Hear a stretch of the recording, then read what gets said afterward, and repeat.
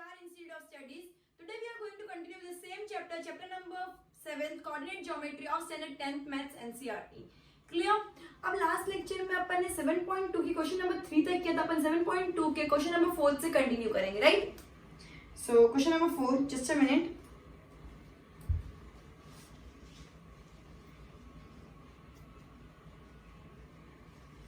Okay.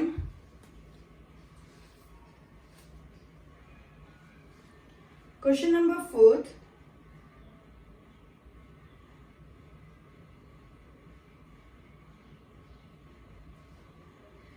Find the ratio in which the line segment joining the points -3 and 10 and 6 and -8 is divided by 1, -1 and 6. तुमको ratio देना है. अभी तो तुमको ratio दे दिया था, तुमको आंसर ढूंढना था. अब तुमको रेशियो ढूंढना है, ठीक है?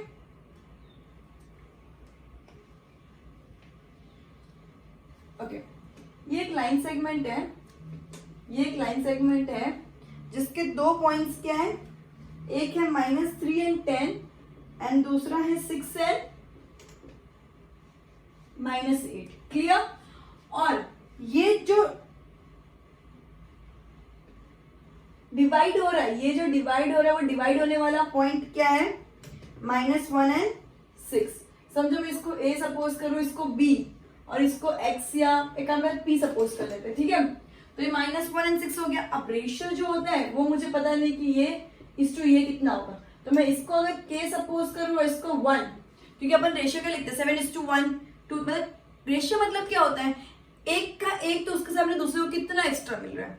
हो सकता है 7:2 भी आंसर हो, 5:3, 3:5 भी हो, बट हमेशा ऐसा होता है कि एक के सामने उसको कितना मिल रहा है, ठीक है? तो उसको बोलते हैं रेशियो. उसको क्या बोलते हैं? रेशियो. सो K:1 में रेशियो सपोज कर रही हूँ, K:1. हमेशा रेशियो नहीं दिया हो तो 1:1 करके रेशियो सपोज कर सकते हो. तो मैं यूजुअली K:1 ही रेशियो सपोज करती हूँ. तो हमेशा एक यूनिफॉर्म पैटर्न रखोगे तो इजी रहेगा, ठीक है? सो मैंने K:1 रेशियो, तो ये K क्या हो गया? So M1 is equal to K, M2 is equal to 1, X1 is equal to -3, X2 is equal to 6, Y1 is equal, अब Y1 की तो जरूरत ही नहीं है ना, सिर्फ X तो ढूंढना है. ये तो 1 है, क्लियर? ये तो 1 है, तो अगर मुझे सिर्फ X का वाला ही रेशियो ढूंढना है, सिर्फ M1 ही ढूंढना है, तो मैं चलो एक काम करते हैं, पूरा ही ढूंढ लेते हैं. So Y1 is equal to -10 and Y2 is equal to -8. इधर तक क्लियर?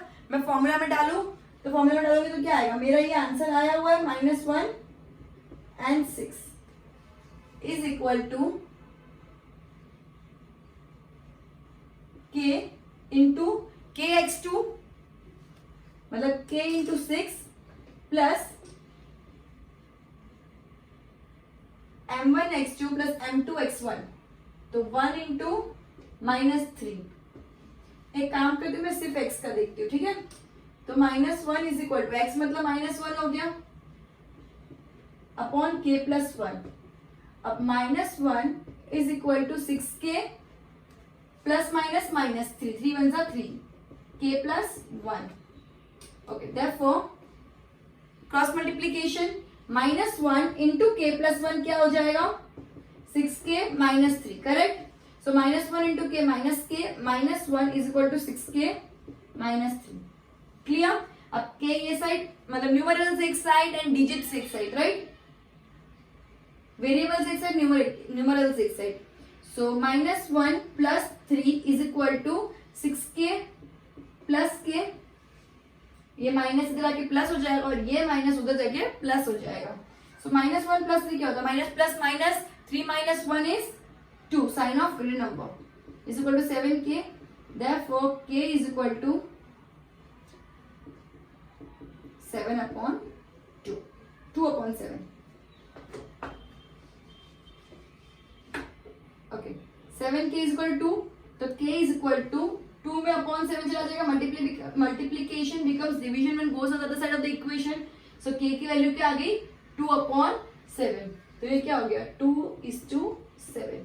रेशियो क्या हो गया? 2:7. अच्छे से गो थ्रू करो, नेक्स्ट हम कंटिन्यू करती हूँ.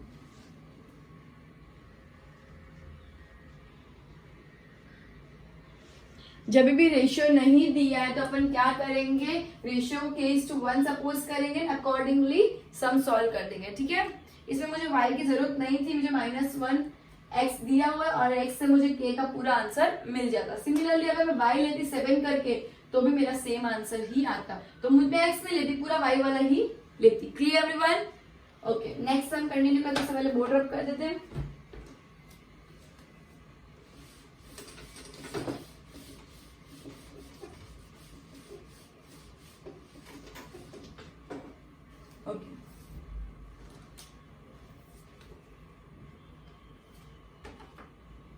क्वेश्चन नंबर फोर्थ अपन अभी किया, फिफ्थ, ठीक है। Find the ratio in which the line segment joining A and B is divided by x axis. जब भी ऐसा बोला डिवाइडेड बाय एक्स एक्सिस तो उसका पॉइंट ऑफ इंटरसेक्शन क्या होगा, एक्स एंड जीरो। उसका पॉइंट ऑफ इंटरसेक्शन क्या होगा, कभी भी ऐसा बोला divided by the X axis मतलब उसका वाई जीरो होगा। Clear? So X and zero. Also find the coordinates of the points of division. Clear? Okay, so मुझे रेशियो नहीं दिया तो मैं क्या करूंगी,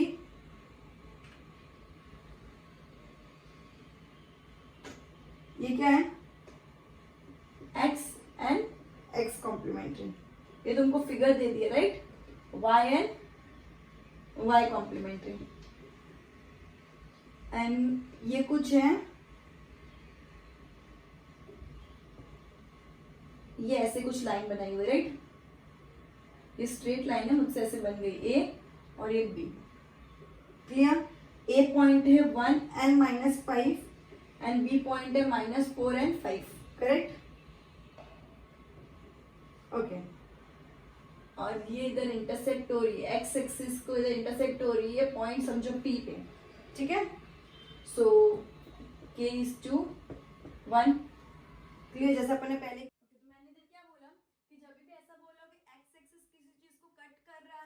तो उधर क्या हो जाएगा, x कोऑर्डिनेट क्या हो जाएगा, x एंड 0, मतलब y वाला 0 हो जाएगा। क्लियर? एंड अगर ऐसा बोला कि y कट कर रहा है तो x 0 हो जाएगा। क्लियर? सो इसके अंदर y 0 है तो मैं y वाला से ढूंढू तो m/2 plus m1/2 plus m2/1 upon m1 plus m2 is equal to 0। मैं ऐसा बोल सकती हूँ क्योंकि मेरा ये वाला साइड वाला 0 और ये वाले साइड का ही ये फॉर्मूला है। क्लियर?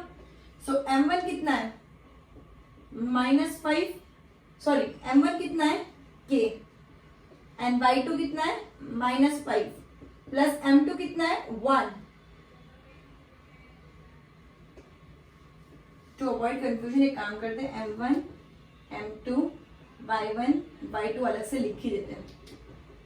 m1 कितना है k, m2 1, y1 कितना है ये वाला -5 एंड y2 b वाला है 5, ठीक है। So k into 5 plus 1 into -5 upon k plus 1 is equal to 0। Clear? So 5k -5 is equal to 0 into k plus 1 कर देंगे, ये इधर चला जाएगा ना, क्रॉस मल्टीप्लीकेशन हो जाएगा। सो 5k -5 इज इक्वल टू 0, 0 कोई भी नंबर के साथ मल्टीप्लाई करते पूरा का पूरा 0 आता है।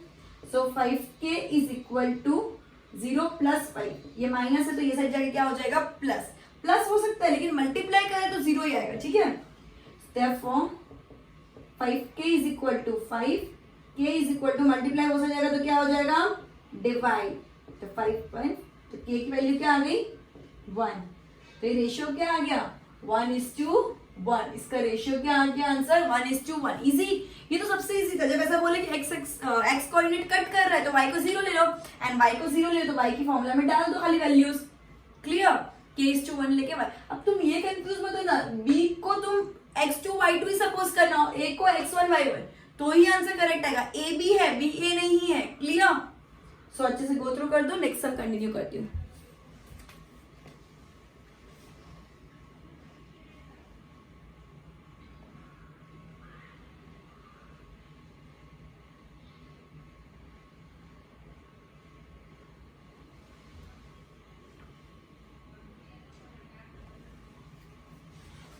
Okay, next sum.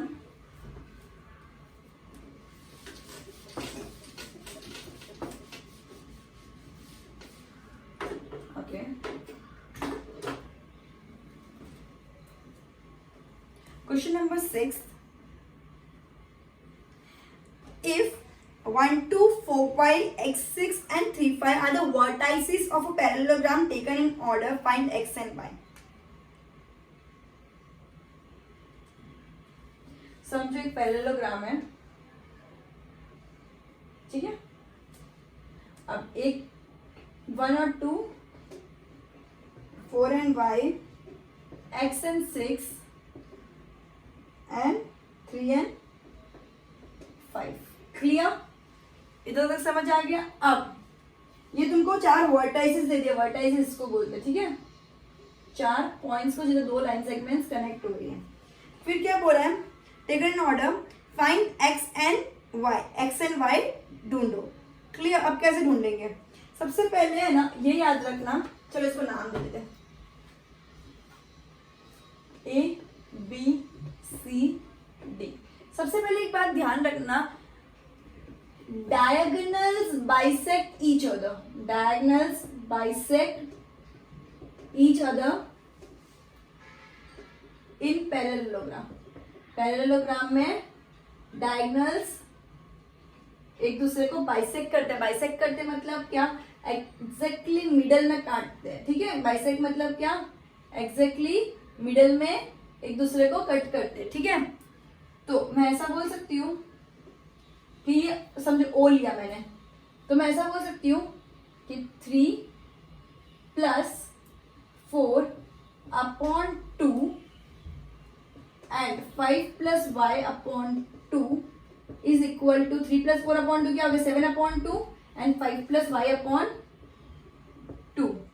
ये हो गया O। O is equal to, अब O इज इक्वल टू एक और तरीके से, एक तो मैंने इधर ढूंढा, डीबी का ढूंढा, डीबी का मिड पॉइंट ढूंढा, ठीक है। और O AC का भी तो मिड पॉइंट है, O AC का भी तो मिड पॉइंट है,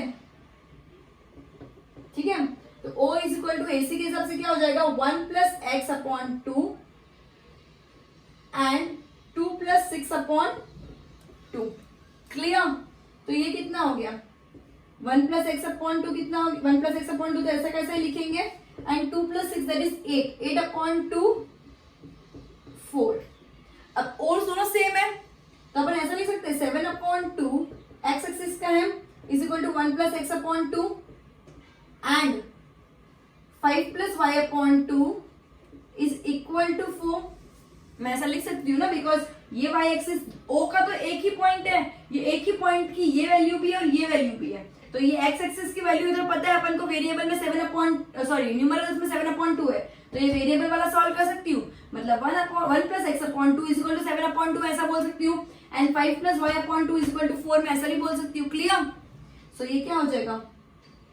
7 upon 2 into 2 is equal to 1 + x, 2 2 cancel, x is equal to 7 - 1 is equal to 6 and similarly 5 + y is equal to 4 into 2 कर सकती हूँ, बिकॉज डिवीजन मल्टीप्लाई हो जाएगा वो साइड जाके।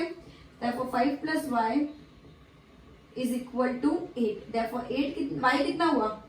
8 - 5, therefore y is equal to 3।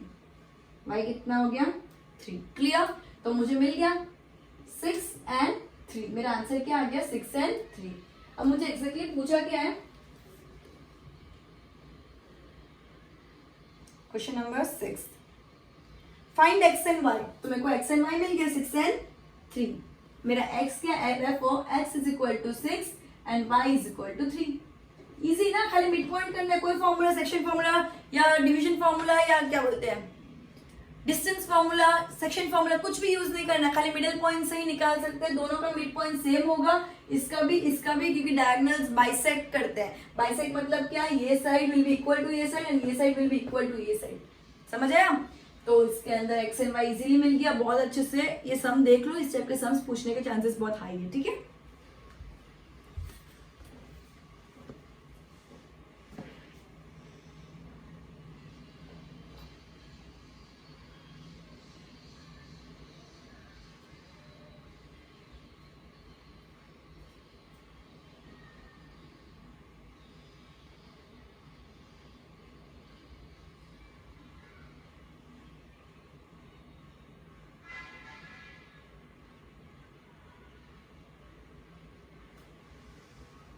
Okay, इससे just थोड़ा opposite है सम नेक्स्ट वाला।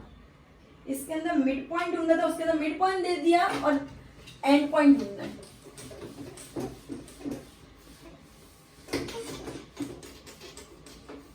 Clear? Okay, next sum, question number 7। क्या बोला? Find the coordinates of a point A where A B is the diameter whose centre is 2 and -3 and B is 1 and 4। मतलब कि एक circle है जिसका डायमीटर है, ये सेंटर है और डायमीटर ए बी है। ए के पॉइंट्स मुझे पता नहीं तो मैं एक्स वाई सपोज कर रही हूँ, एंड बी के पॉइंट्स दे दिए हैं, that is 1 and 4। And centre कितना है? सेंटर समझो मैं, सेंटर सी 2 and -3। सेंटर क्या है? 2 and -3। इधर तक क्लियर है? अब मेरी बात सुनना।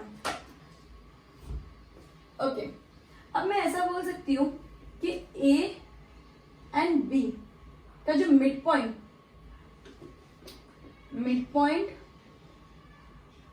Of A and A B is C. मैं ऐसा बोल सकती हूँ mid point of A B is C because diameter mid point से ही पास होता है। क्लियर?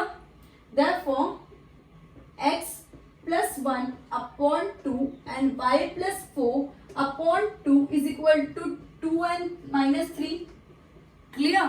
मैं ऐसा बोल सकती हूँ ना, दिस प्लस 1 मतलब x और 1 का मिड पॉइंट c का x एक्सिस आ जाएगा एंड y एंड 4 का मिड पॉइंट c का y एक्सिस आ जाएगा। ठीक है, ऑब्वियसली ऐसा बोल सकती हूँ, ये x एक्सिस y एक्सिस, ये भी x एक्सिस y एक्सिस, ये भी, इन दोनों के x एक्सिस का मिड पॉइंट ये आएगा, इन दोनों के y एक्सिस का मिड पॉइंट ये आएगा। क्लियर? अब therefore मैं ऐसा बोल सकती हूँ x plus 1 upon 2 is equal to 2 and y plus 4 upon 2 is equal to -3। y plus 4 upon 2 is equal to -3। therefore x plus 1 is equal to, division multiplication हो जाएगा 2 into 2 and y plus 4 is equal to 3 into 2। therefore x plus 1 is equal to 4 and y plus 4 is equal to 6। clear everyone? therefore x is equal to 4 minus 1, therefore x is equal to 3 and y is equal to 6 minus 4, therefore y is equal to 2। so मेरा a का coordinate क्या है? a के points क्या है? 3 and 2। a के points क्या है? 3 and 2। एकदम अच्छे से गो थ्रू कर दो, बहुत ही इजी सम है, स्कोरिंग सम। अगर एग्जाम में पूछ ले तो बहुत स्कोरिंग सम है ये वाला। कुछ नहीं, खाली मिड पॉइंट दे दिया है तो कोऑर्डिनेट्स ढूंढने हैं, एंड पॉइंट्स ढूंढने हैं लाइन सेगमेंट के। ठीक है, क्वेश्चन नंबर 7 कंप्लीट।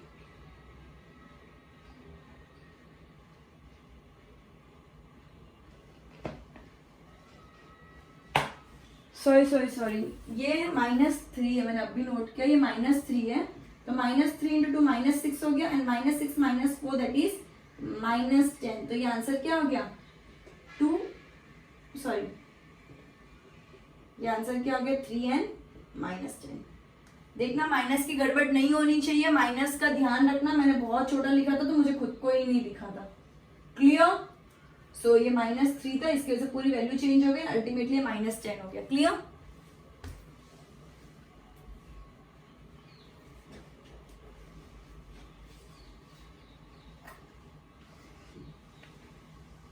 अच्छे से गो थ्रू कर दो एक बार ये सम।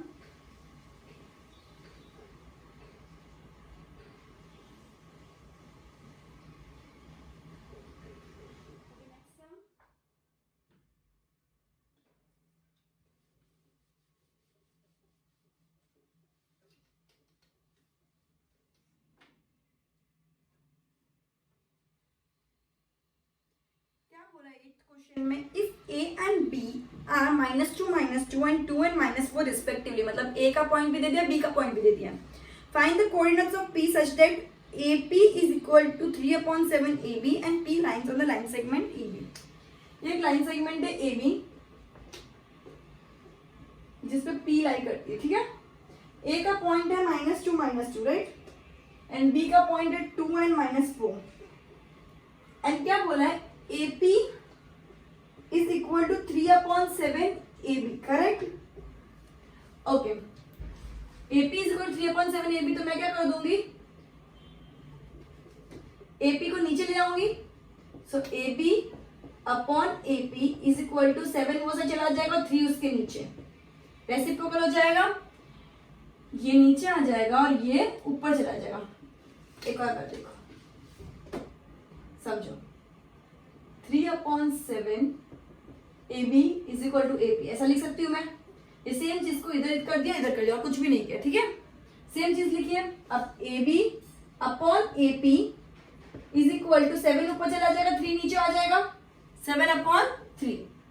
देयरफॉर ए बी को मैं ऐसा लिख सकती हूँ, A P plus P B, obviously A P plus P B upon A P is equal to 7/3। Okay, now A P अगर ये इससे डिवाइड हो रहा है तो A P upon A P लिख सकती हूँ मैं, plus P B upon A P, दोनों में कॉमन होगा ना ये। जब भी अपन ऐसा लिखते हैं उसका मतलब क्या हुआ, इसके लिए भी और इसके लिए भी है। सिमिलरली 7/3, अब AP मतलब क्या है 3, तो मैं इसको AP का 3 और PB का 4 लिख सकती हूँ। टोटल 7 है तो AP तो 3 है, तो 3 + 4 लिख सकती हूँ upon 3, 1। So 1 + PB upon AP is equal to, इसमें भी 3/3 + 4/3 लिख सकती हूँ। सो ये क्या हो गया 1। So therefore PB upon AP is equal to 1 + 4/3 -1, 1 कैंसल, therefore PB upon AP is equal to 4/3। इतना समझ आ गया, मतलब रेशियो मिल गया मुझे, PB upon AP is equal to 4:3। Clear, इतना मुझे रेशियो मिल गया।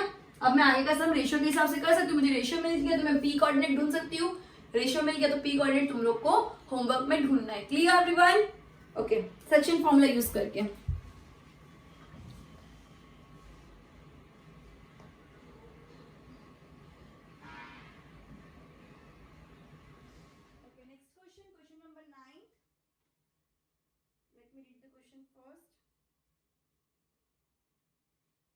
Find the coordinates of the points which divide the line segment A and B into 4 equal parts.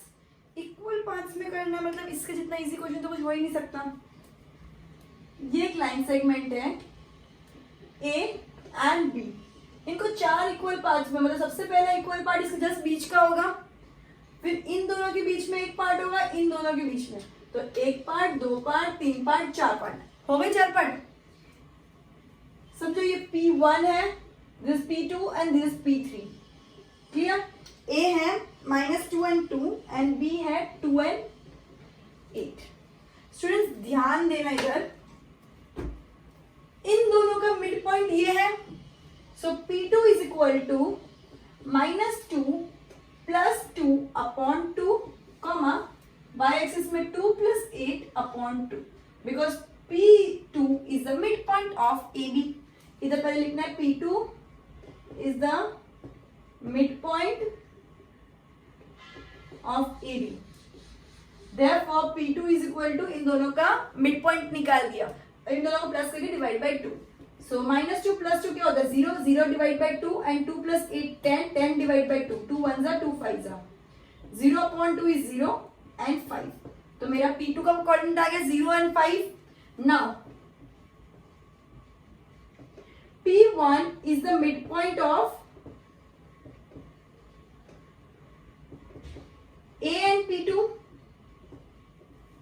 A and P2 का midpoint है P1, therefore -2 + 0/2 P1 is equal to, ठीक है,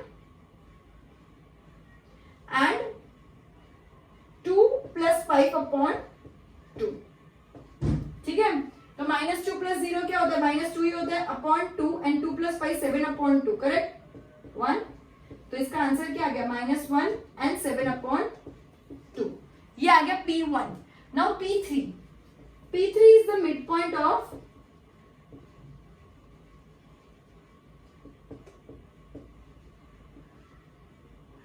P2 and B, therefore P3 is equal to, P2 और B का mid point है, P2 क्या है 0 + -1, sorry 0 + B कितना है 2/2 एंड एंड 5 प्लस 8/2। 0 प्लस 2 कितना होता है 2, 2/2 हो गया, और 5 प्लस 8 13/2, 2 1 जा, तो इसका आंसर क्या आ गया 1 and 13/2। Therefore P1 is equal to -1 7/2, P2 is equal to 0 and 5, and P3 is equal to 1 and 13/2। इसमें बहुत सारे पैटर्न्स है, कैसे भी कर सकते हो, लेकिन ये सबसे इजी है। इन दोनों का मिड पॉइंट ये एक बार आधा निकल गया तो इन दोनों का मिड पॉइंट ये, और इन दोनों का मिड पॉइंट ये, मिड पॉइंट की फॉर्मूला से फटफट निकल जाएगा। Clear everyone? सो एकदम अच्छे से गो थ्रू करो। 10th क्वेश्चन होमवर्क में देने वाली हूँ।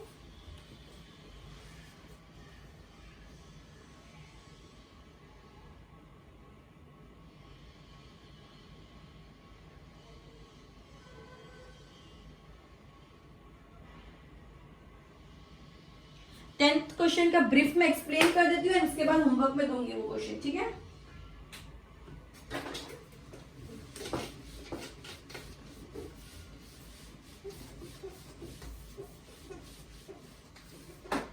क्वेश्चन नंबर 10 क्या बोल रहे हैं?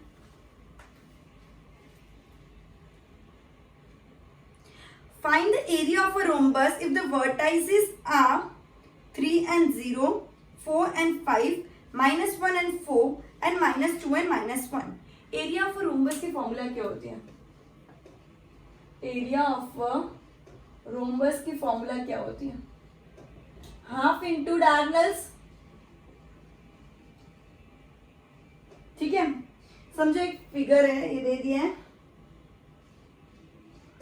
ठीक है? D A B C, ABCD, AC एक डायगोनल होगा, BD दूसरा डायगोनल होगा। क्लियर? अब तुमको है ना सब वर्टाइसिस के फिगर्स दे दिए, सब वर्टाइसिस के फिगर दे दिए। समझो A का दे दिया है, जस्ट अ मिनट, A दे दिया है 3 and 0, B दे दिया है 4 and 5, C दे दिया है -1 and 4, एंड D दे दिया है -2 and -1। अब तुम डिस्टेंस फॉर्मूला के हिसाब से निकाल सकते हो x1 x2 y1 y2 करके। पहले इन दोनों का डिस्टेंस निकालो, फिर इन दोनों का डिस्टेंस निकालो, तो डायगोनल मिल जाएंगे। अगर एक बार डायगोनल के मेजर्स मिल गए तो एरिया की फॉर्मूला डाल के हाफ इंटू उन दोनों के measurements. Clear everyone?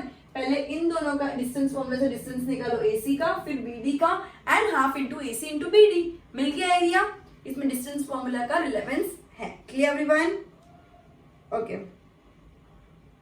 so goodbye everyone, we'll end this lecture here and we'll continue with the next exercise in the next lecture. Goodbye.